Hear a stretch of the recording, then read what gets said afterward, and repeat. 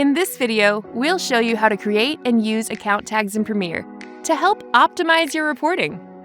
Account tags are an easy way to group accounts and run reports specific to those groupings.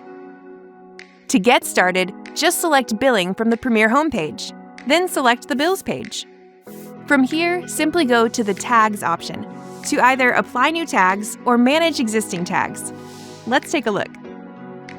If you've already created account tags and want to make some changes, this can be done with the Manage Tags option. Here, you can edit or delete any existing tags. You can easily update the name or assigned color.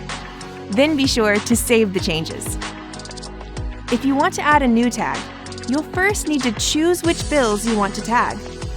Then, select Create New Tag from within the Manage Tags option. Here, you can assign a name.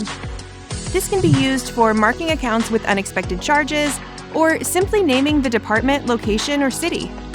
You can also designate different colors for the tags you're creating. Once you're done, just save the changes and you're all set. After creating the new tag, you'll be able to see it in the Tags column.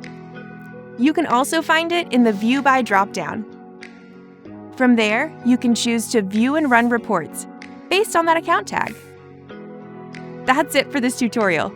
Thanks for watching, and be sure to check out other videos in this series to learn more about using AT&T Premier.